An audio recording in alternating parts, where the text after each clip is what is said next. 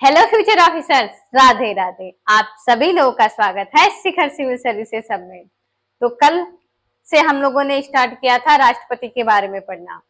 तो हमने कल आर्टिकल 57 तक पढ़ लिया था। आज हमें 58 से स्टार्ट करना है।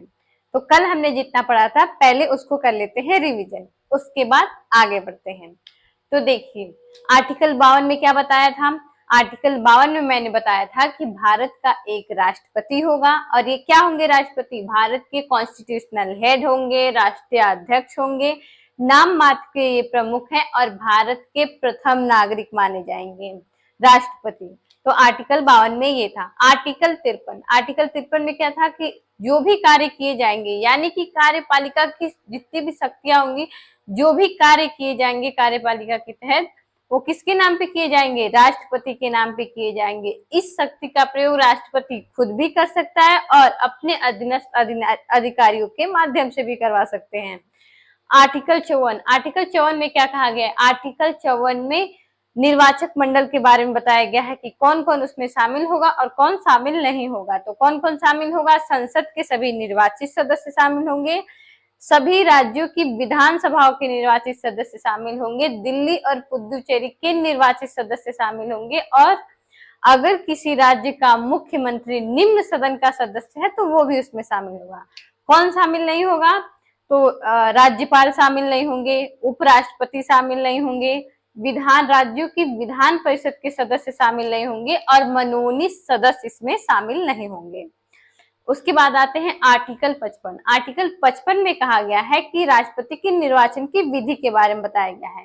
कैसे होगा, आनुपातिक प्रतिनिधित्व, एकल संक्रमणी, गुप्त मतदान और अप्रत्यक्ष निर्वाचन होता है राष्ट्रपति का। प्रत्यक्ष निर्वाचन नहीं होता है, अप्रत्यक्ष निर्वाचन होता है।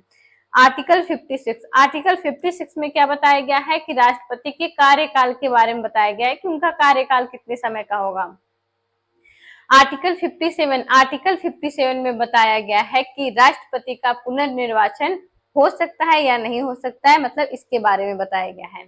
तो आज हम स्टार्ट करते हैं आर्टिकल 58 से। चलिए, वो क्लास आप लोग जरूर देख लीजिएगा।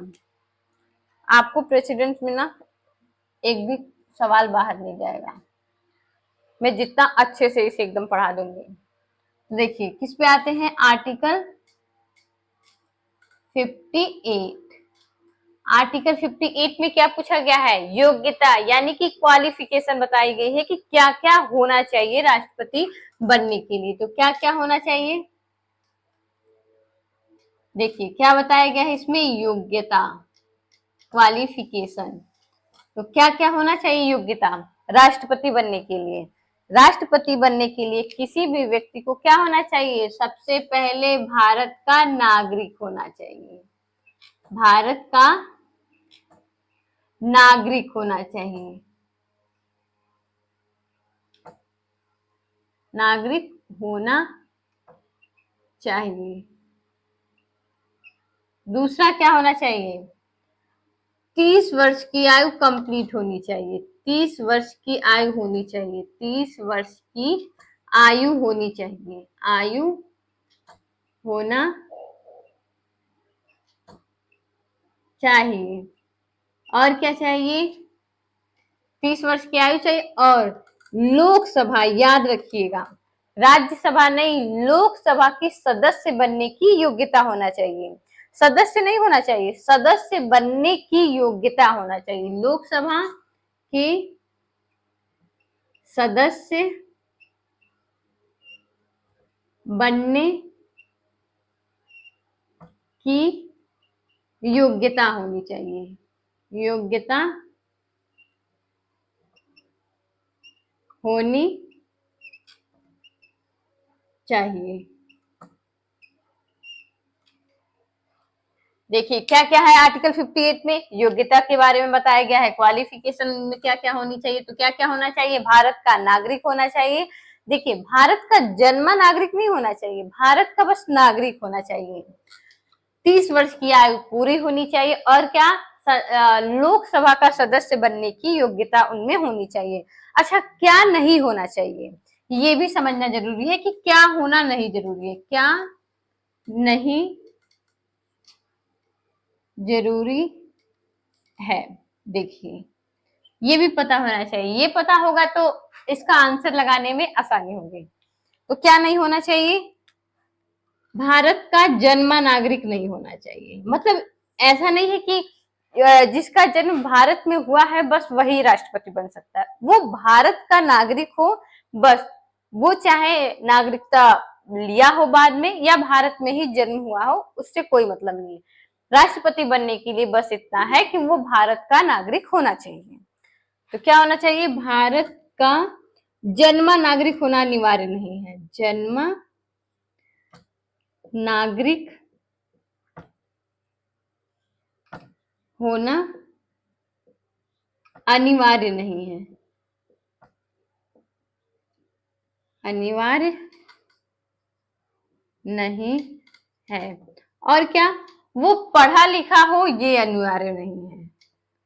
पढ़ा लिखा होना अनिवार्य नहीं है।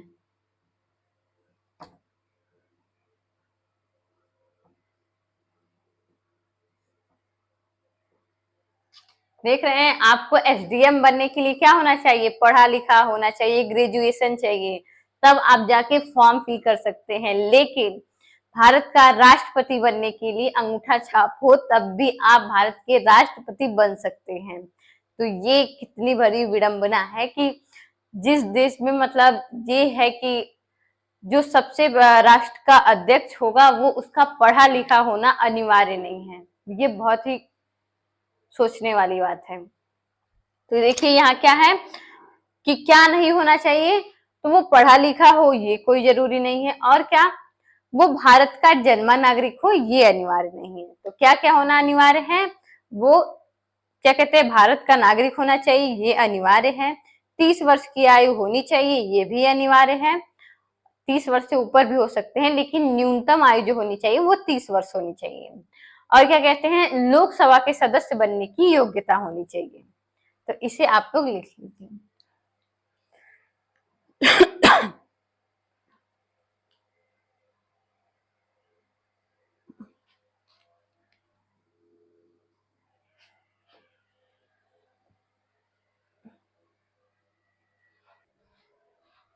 अब इसे देते हैं हटा।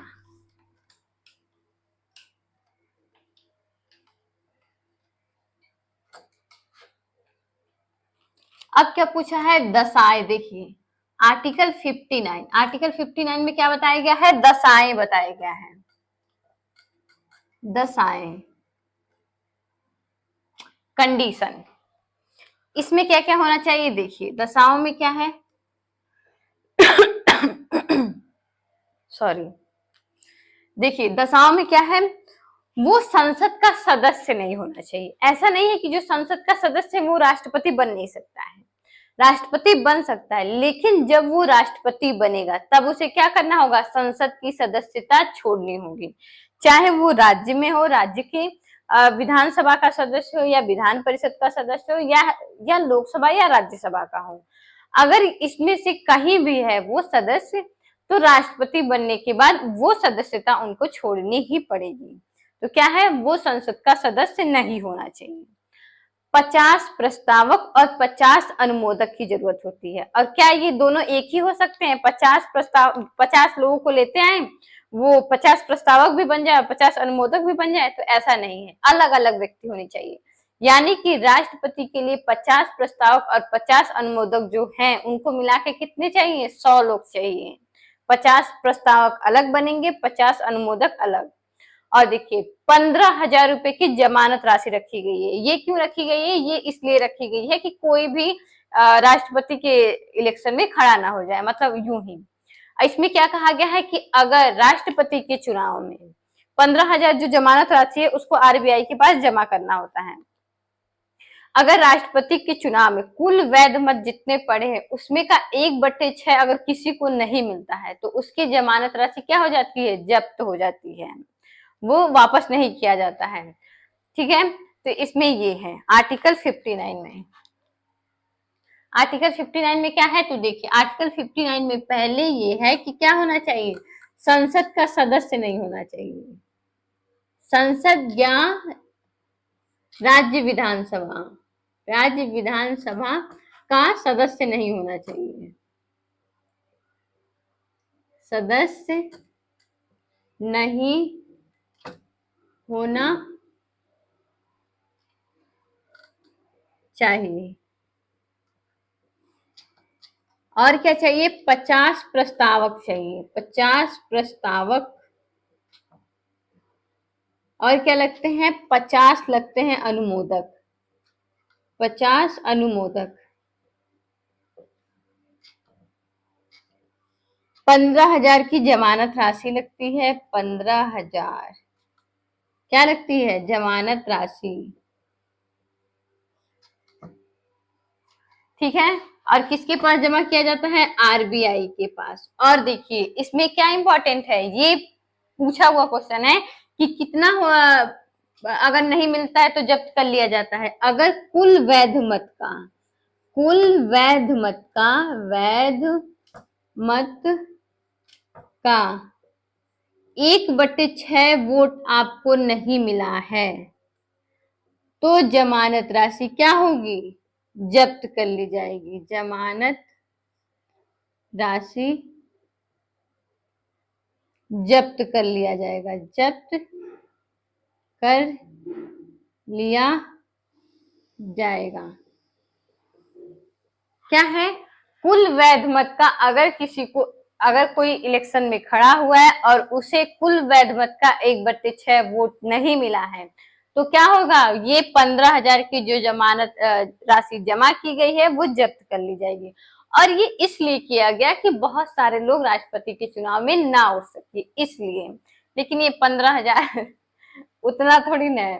अब 15,000 तो कोई देके चला जाएगा, ठीक है 15,000 जब्त कर लो, कम से कम राष्ट्रपति के चुनाव में खड़े तो हो जाएंगे। कल नहीं लेंगे लोग, प्रधानी के चुनाव में लोग इतने पैसे खर्च कर देते हैं तो राष्ट्रपति के चुनाव में नहीं खर्च कर पाएंगे। लेकिन वहां सबसे बड़ा क्या चीज है?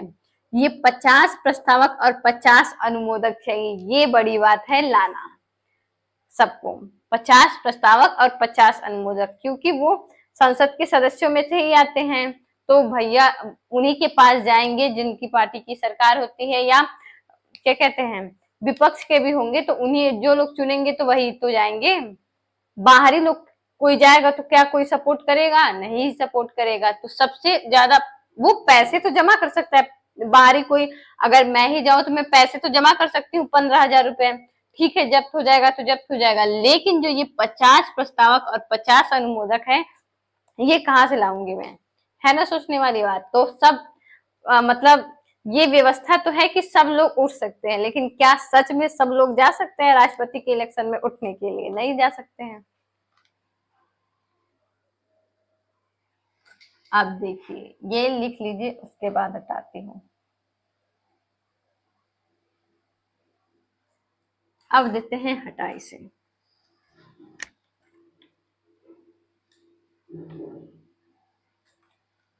अब देखिए, अब आते हैं आर्टिकल 60। इसमें क्या है? आर्टिकल 60 इसमें है शपथ, यानी कि ओथ।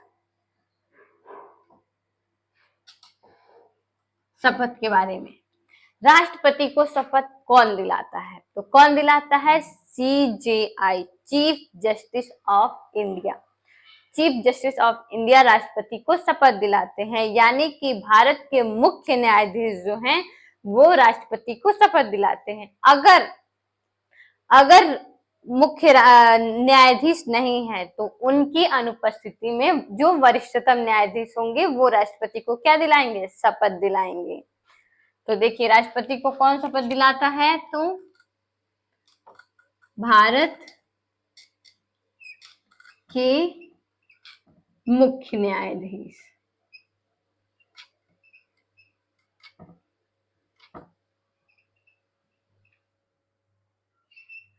अगर वो नहीं है तो अब कौन दिलाएगा? वरिष्ठतम।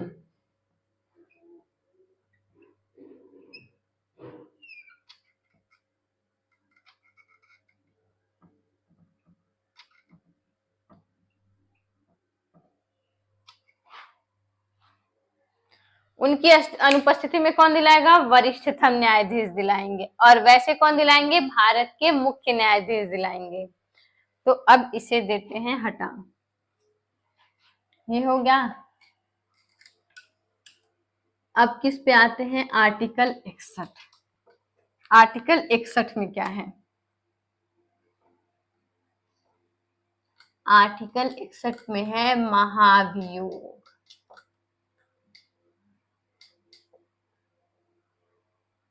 महाभियोग, इम्पीचमेंट।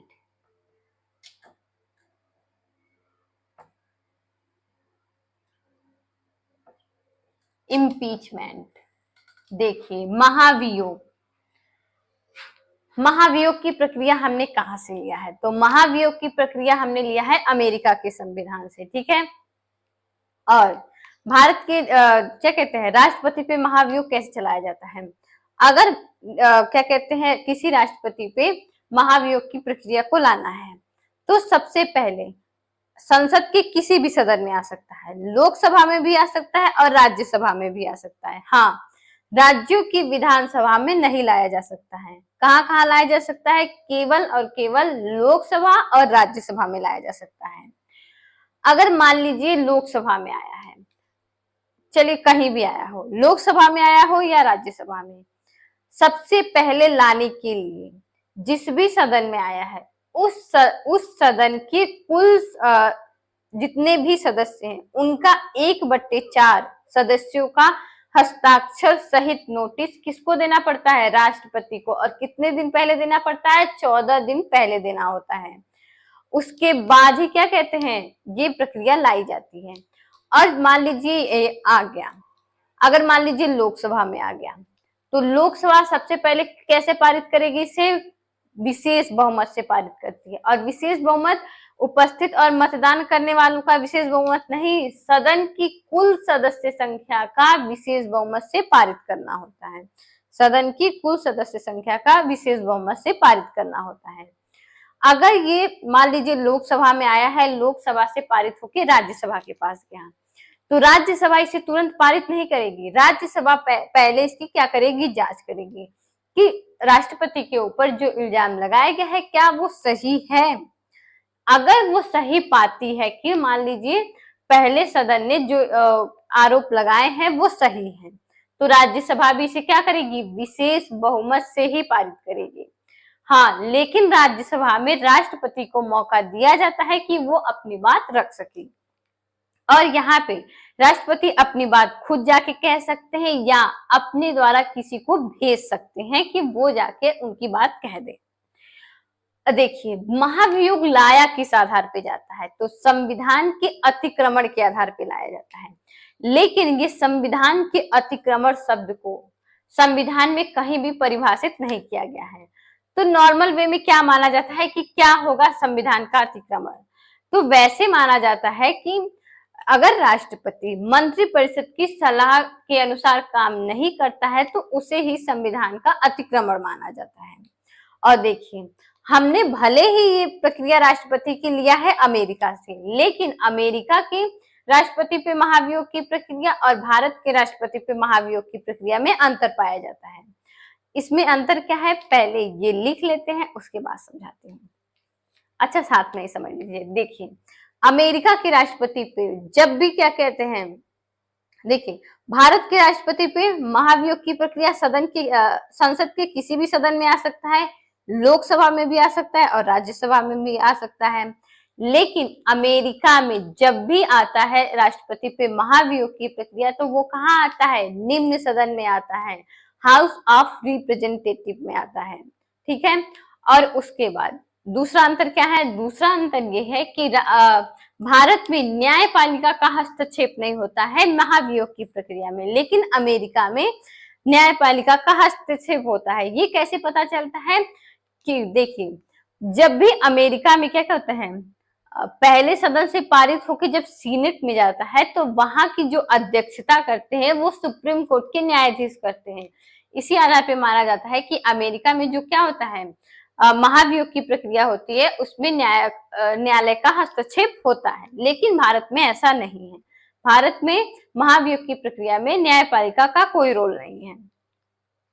तीसरा अंतर क्या है कि भारत में किसी भी राष्ट्रपति पे महाभियोग की प्रक्रिया लाने के लिए क्या आधार बनाया जाता है? संविधान का अतिक्रमण।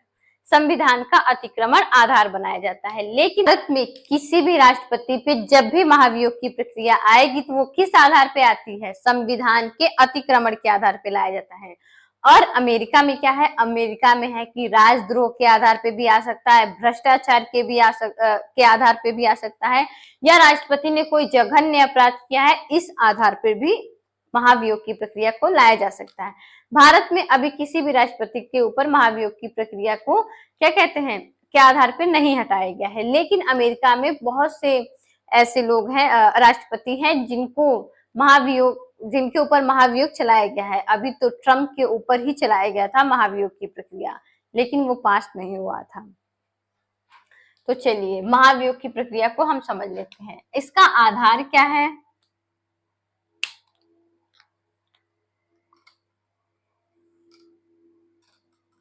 आधार किस सदन में आएगा, किस सदन में आएगा।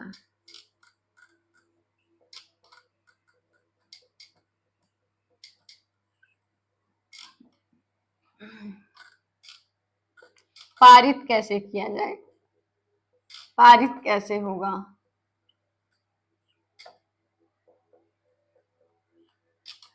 देखिए आधार क्या है, तो आधार है संविधान का अतिक्रमण। संविधान का अतिक्रमण, अतिक्रमण, अतिक्रमण को संविधान में परिभाषित नहीं किया गया है। संविधान में परिभाषित नहीं किया गया है।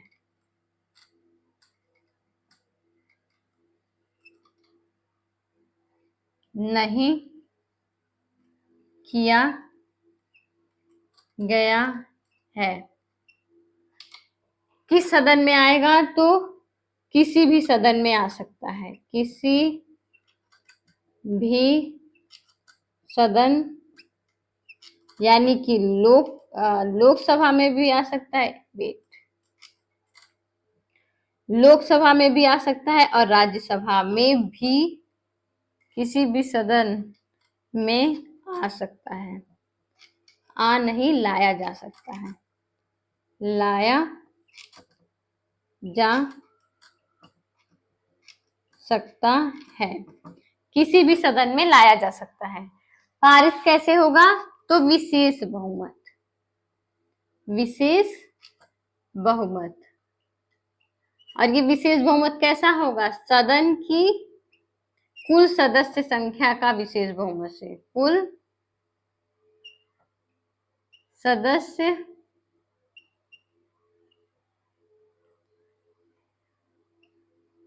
संख्या के 2/3 बहुमत से पारित करना होगा।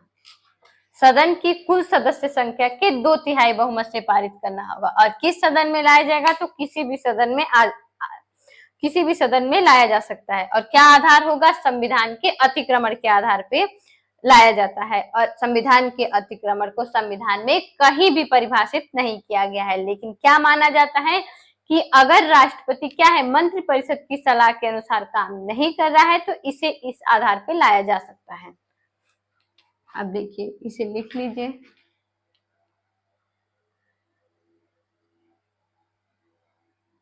अब इसे हटाते हैं।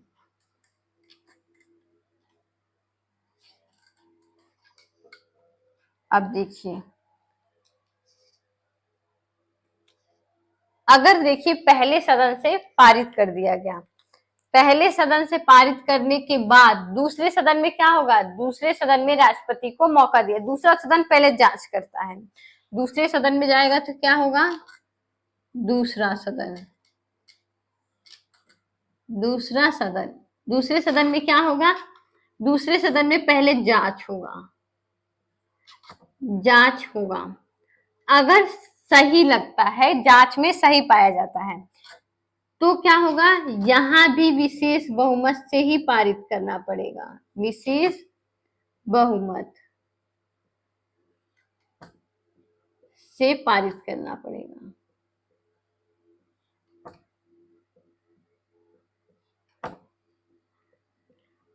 और याद रखिएगा, इसी दूसरे सदन में राष्ट्रपति को अपना पक्ष रखने का मौका दिया जाता है, राष्ट्रपति को अपना पक्ष रखने का मौका मिलता है।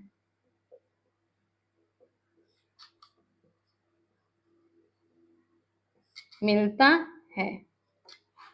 और देखिए, मैं एक चीज लिखी नहीं थी लेकिन मैंने बताया था, जब भी लाया जाएगा तो 14 दिन पूर्व, 14 दिन पूर्व क्या किया जाएगा, जिस भी सदन में लाया जाएगा उस सदन की, जिस सदन में लाया जाएगा, जिस सदन में लाया जाएगा उस सदन के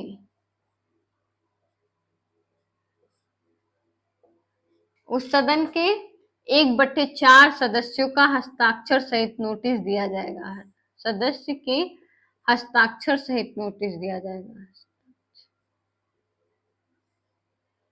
सहित हस्ताक्षर किया हुआ भेजा जाएगा, 14 दिन पहले राष्ट्रपति को बताया जाएगा। तो ये वहीं पे लिख लीजिएगा पहले में। और दूसरे सदन में जाएगा, ये प्रक्रिया दूसरे सदन में नहीं होती, ये पहले ही सदन में हो जाती है, यानी कि जब महाभियोग की प्रक्रिया लाई जाती है तभी ये होता है कि 14 दिन पहले क्या होता है, जिस भी सदन में लाया जाएगा उसके 1/4 सदस्य का हस्ताक्षर सहित नोटिस लाने के 14 दिन पहले ही क्या होता है, राष्ट्रपति को देना होता है, राष्ट्रपति के पास बताना होता है राष्ट्रपति को। और जब मान लीजिए पहले सदन में पारित हो गया विशेष बहुमत से, तो जब दूसरे सदन में गया तो दूसरे सदन में सबसे पहले राष्ट्रपति को सबसे पहले जांच होगा कि पहले सदन ने क्या किया है, जो आधार लगाए हैं क्या वो सही है कि नहीं। और इसी दूसरे सदन में क्या होता है, राष्ट्रपति को अपना पक्ष रखने का मौका मिलता है। तो यहाँ राष्ट्रपति खुद भी जा सकते हैं और अपने लिए किसी को भेज भी सकते हैं। और यहाँ भी अगर सही सब पाया गया तो क्या होता है, यहाँ भी विशेष बहुमत से ही पारित करना होगा। ऐसा नहीं है कि पहला सदन विशेष बहुमत से पारित करेगा और दूसरा सदन वैसे ही पारित कर देगा, नहीं, दूसरे सदन में भी विशेष बहुमत से ही पारित करना होगा, तभी ये कंप्लीट होगा। तो इसको भी लिख लीजिए।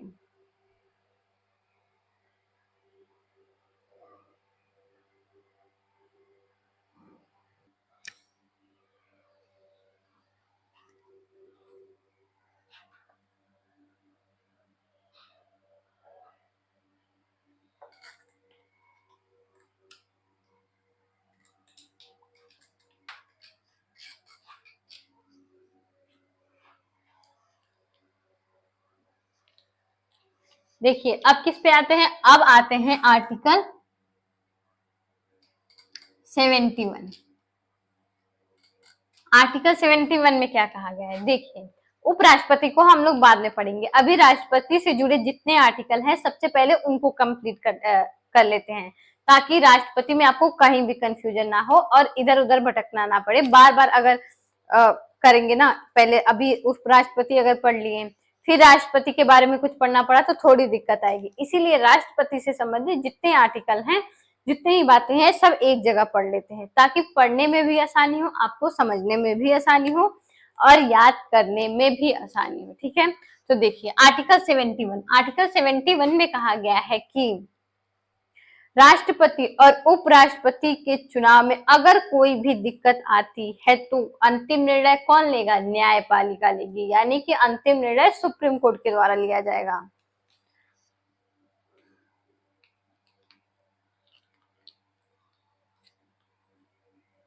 आर्टिकल 71 में है कि राष्ट्रपति और उपराष्ट्रपति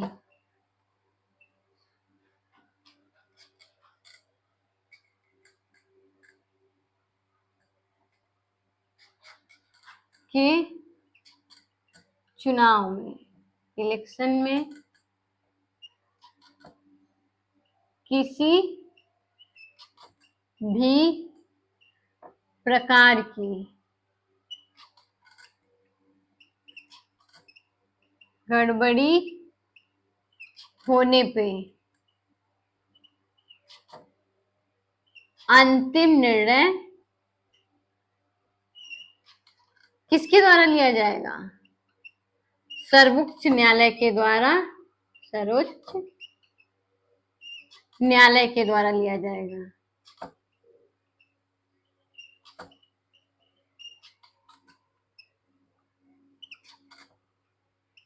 लिया जाएगा, यानी कि अगर डिसीजन सर्वोच्च न्यायालय के द्वारा आ गया है तो इसे कहीं और फिर नहीं ले जाया जा सकता है। ठीक है, अगर मान लीजिए राष्ट्रपति का चुनाव हुआ, इलेक्शन हुआ राष्ट्रपति का, अगर न्यायपालिका ने क्या कर दिया, उसे शून्य घोषित कर दिया, तो कोई भी ये नहीं कहेगा कि नहीं नहीं ये सही है। सर्वोच्च न्यायालय का निर्णय ही अंतिम निर्णय माना जाएगा। आर्टिकल 71 में क्या है? आर्टिकल 71 में है कि राष्ट्रपति और उपराष्ट्रपति के चुनाव में अगर कोई भी गड़बड़ी होती है तो अंतिम निर्णय जो होगा वो न्यायपालिका के द्वारा लिया जाएगा। अब आते हैं आर्टिकल 72। आर्टिकल 72 में क्या है?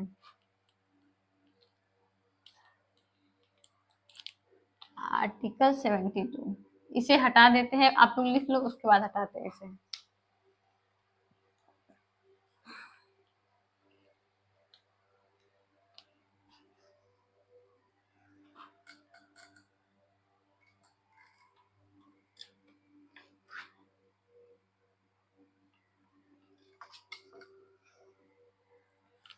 आर्टिकल 72 इसमें क्या है? राष्ट्रपति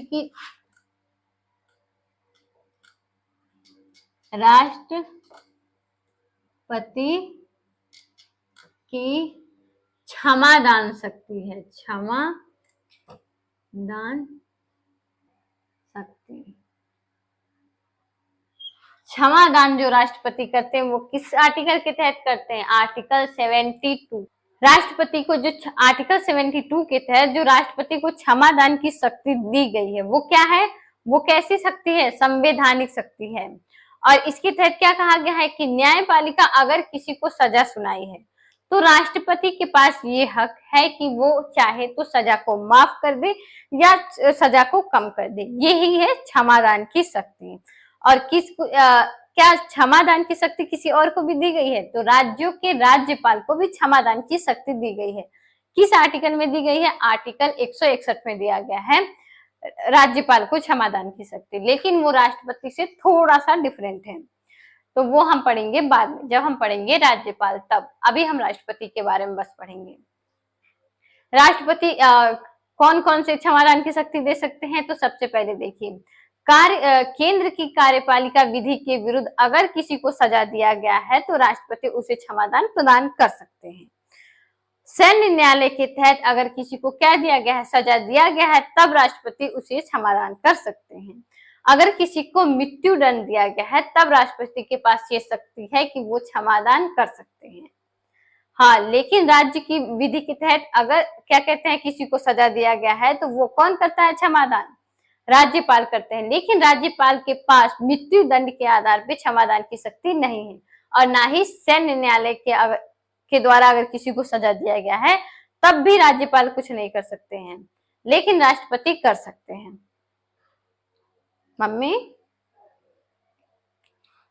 मम्मी आई थी मेरी। राष्ट्रपति की क्षमादान की शक्ति तो देखिए क्या है ये। पहले तो ये एक संवैधानिक शक्ति है, संवैधानिक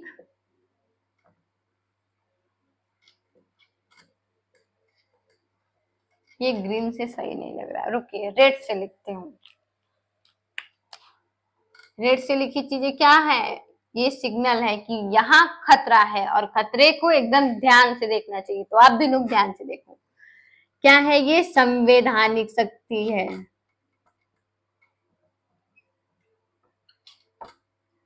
संवैधानिक शक्ति है,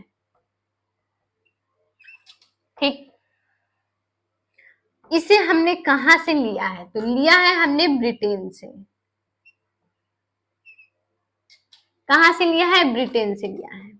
लेकिन ब्रिटेन के राजा के पास जो क्षमादान की शक्ति है वो संवैधानिक शक्ति नहीं है।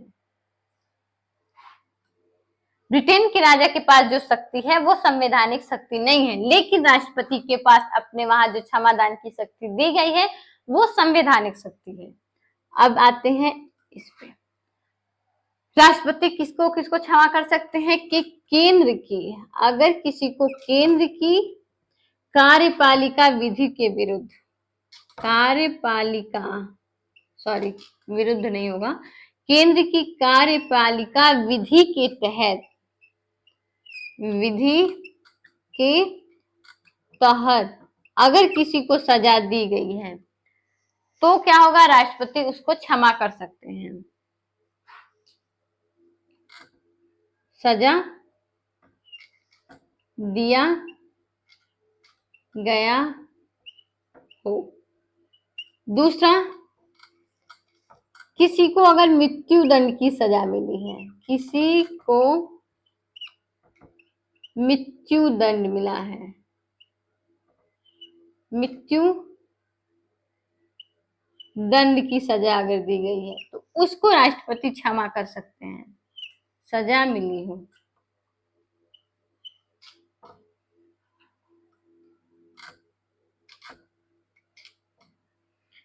किसी को मृत्यु दंड की सजा मिली और अगर किसी को क्या सैन्य न्यायालय के द्वारा सजा दिया गया है, किसी को सैन्य न्यायालय के द्वारा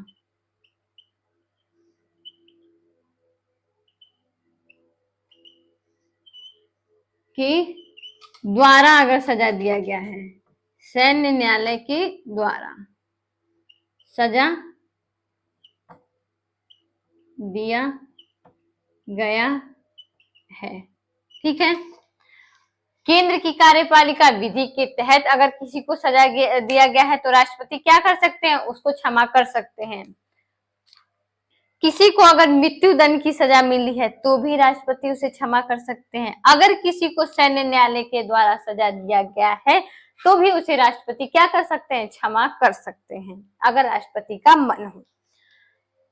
क्षमादान की शक्ति राज्यपाल को भी दी गई है। किसके तहत दी गई है? आर्टिकल 161 के तहत। तो वो हम अभी नहीं पढ़ेंगे, वो हम बाद में पढ़ेंगे। जब हम राज्यपाल को पढ़ेंगे तो वहीं पे हम तुलना भी कर लेंगे। इसे आप लोग लिख लीजिए। देखिए यहीं पे मैं, देखिए आज के लिए हम बस इतना ही रखेंगे। क्यों? क्योंकि क्लास हो जाएगी थोड़ी लंबी, इसीलिए हम आज इतना ही रखेंगे। क्योंकि जब हम प्रकार बताएंगे तो क्या करना है? उसको एक्सप्लेन भी करना है। अगर उसको एक्सप्लेन करने लगे तो क्लास बहुत ज्यादा लंबी हो जाएगी, इसलिए हम उसको क्या करेंगे? कल से स्टार्ट करेंगे। आज हमने अभी जितना पढ़ा है हम उसे फिर से रिवीजन कर लेते हैं और उसके बाद हम नेक्स्ट क्लास में क्या कहते हैं, क्षमादान से ही शुरू करेंगे कि कितने प्रकार के हैं और उनको एक्सप्लेन कर देंगे, ठीक है। तो देखिए आज हमने क्या पढ़ा? सबसे पहले पढ़ा हमने आर्टिकल 58। आर्टिकल 58 में क्या है? क्वालिफिकेशन पूछा गया है, योग्यता क्या है। तो क्या क्या है? संसद के लोकसभा का सदस्य बनने का क्या होना चाहिए? योग्य होना चाहिए वो। राष्ट्रपति लोकसभा के सदस्य बनने की योग्यता उनके अंदर होनी चाहिए। 30 वर्ष की आयु होनी चाहिए और भारत के नागरिक होने चाहिए। क्या नहीं होना जरूरी है? पढ़ा लिखा होना जरूरी नहीं है। और क्या कहते हैं? भारत के जन्मा नागरिक होना अनिवार्य नहीं। लेकिन अमेरिका में क्या है? अमेरिका में ध्यान रखिएगा, अमेरिका में वही व्यक्ति राष्ट्रपति बन सकता है जो अमेरिका में जन्म से जिसको नागरिकता मिली है उसी को। जो वहां बाद में नागरिकता लिया है वो राष्ट्रपति वहां का नहीं बन सकता है। 59 पे आते हैं। 59 में क्या है? दशाएं बताई गई हैं कि क्या क्या है इसमें कहा गया है कि संसद के सदस्य राष्ट्रपति नहीं होना चाहिए। यानी कि जब भी राष्ट्रपति अगर कोई बनेगा तो अगर वो संसद का सदस्य है तो उसे वो अपनी सदस्यता छोड़नी पड़ेगी। यहाँ पे 50 प्रस्तावक और 50 अनुमोदक के बारे में बताया गया है। 15,000 रुपए जमानत राशि जमा करनी पड़ती है और अगर कुल वैध मत का 1/6 नहीं मिला तो जमानत राशि जब्त कर ली जाती है। आर्टिकल 60 में क्या है? ओथ यानी कि शपथ कौन दिलाता है? तो भारत के CJI दिलाते हैं, चीफ जस्टिस ऑफ इंडिया दिलाते हैं, भारत के मुख्य न्यायाधीश दिलाते हैं। अगर वो नहीं है तो उनकी अनुपस्थिति में वरिष्ठतम न्यायाधीश राष्ट्रपति को शपथ दिलाते हैं। आर्टिकल 61, आर्टिकल 61 में क्या है, महाभियोग की प्रक्रिया के बारे में बताया गया है, इम्पीचमेंट के बारे में बताया गया है कि कैसे कैसे चलेगा। और देखिए अमेरिका का मैंने लिख के नहीं बताया है कि क्या डिफरेंट है, लेकिन अमेरिका और भारत के राष्ट्रपति में महाभियोग की प्रक्रिया में क्या डिफरेंट है ये मैंने बोल के बता दिया है, तो उसे आप लोग ध्यान रखिएगा। उसके बाद आते हैं, देखिए आर्टिकल 62 मैंने यहाँ पे छोड़ दिया है, कोई बात नहीं, कल मैं उसे भी करवा दूंगी, आर्टिकल 62 को भी। आते हैं आर्टिकल 71 पे। आर्टिकल 71 में क्या कहा गया है, आर्टिकल 71 में है कि राष्ट्रपति और उपराष्ट्रपति के चुनाव में अगर कोई भी गड़बड़ी होती है तो अंतिम निर्णय कौन लेगा, सुप्रीम कोर्ट लेगा, ठीक है। और आर्टिकल 72 में राष्ट्रपति की क्षमादान की शक्ति के बारे में बताया गया है। तो क्षमादान की शक्ति से हम कल फिर से स्टार्ट करेंगे और जितने भी प्रकार है हम उसको अच्छे से एक्सप्लेन करेंगे। तो आप लोग बताइए आप लोगों को क्लास कैसी लगी, और कोई भी गड़बड़ी हो ना, मतलब मेरे से कुछ बोलने में गलती हो गई हो या कुछ लिखने में गलती हो गई तो आप कमेंट में बता सकते हैं, मैं उसे नेक्स्ट क्लास में सही कर दूंगी, ठीक है। और वीडियो आपको अच्छा लगे तो लाइक कर देना और चैनल को सब्सक्राइब कर लेना, और अच्छा लगे तो शेयर भी कर दीजिएगा। तो आज के लिए बस इतना ही, राधे राधे।